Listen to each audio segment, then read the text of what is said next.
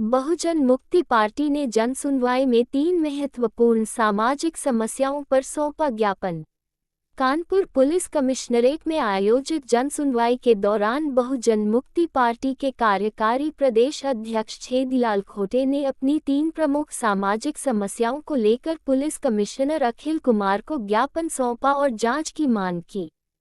ज्ञापन में पहली समस्या थाना चमनगंज के निवासी मोहम्मद आसिफ की बताई गई, जो अपनी एक बिल्डिंग का निर्माण करवा रहे हैं। छेदीलाल खोटे के अनुसार एक कथित पत्रकार आसिफ से पैसे की मांग कर रहा है और उन्हें लगातार धमकियां दी जा रही हैं। दूसरी समस्या थाना बिल्हौर अंतर्गत ककवान गांव के नंद किशोर यादव की है, जिनकी जमीन पर कुछ दबंग जबरन कब्जा कर रहे हैं। नंद किशोर यादव ने अपनी जमीन को मुक्त कराने की गुहार लगाई है। तीसरी समस्या इलियास नामक व्यक्ति की है, जिन्होंने संजय गुप्ता से जमीन खरीदने के लिए 5 लाख रुपए अग्रिम भुगतान किया था, लेकिन समय बीत जाने के बाद भी संजय गुप्ता ने ना तो जमीन का हस्तांतरण किया और न ही अग्रिम भुगतान की राशि लौटाई। इन तीनों मुद्दों को लेकर बहुजन मुक्ति पार्टी का एक प्रतिनिधिमंडल पुलिस कमिश्नर से मिला और तत्काल कार्रवाई की मांग की। पुलिस कमिश्नर अखिल कुमार ने आश्वासन दिया कि तीनों मामलों की जांच कर त्वरित कार्रवाई की जाएगी।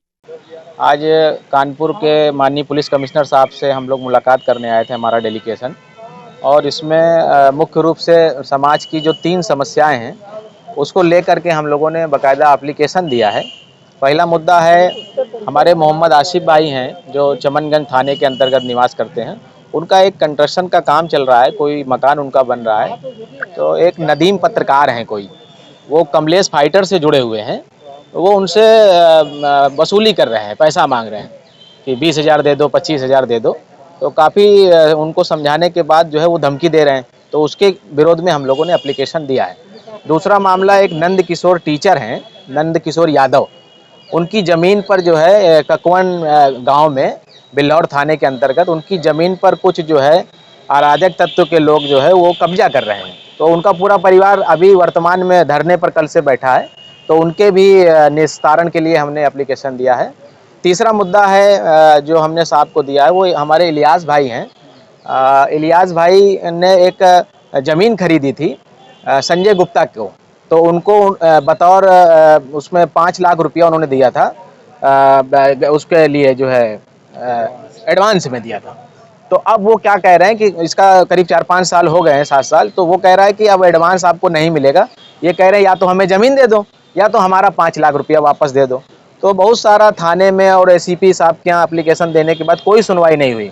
इसलिए आज हम कमिश्नर साहब से आए हैं और कमिश्नर साहब ने आश्वासन दिया है बहुजन मुक्ति पार्टी को कि जो भी समस्या आप लेकर आए उसका हम जल्द से जल्द निस्तारण करवाएंगे और ये समस्या का जो है समाधान होगा। इतना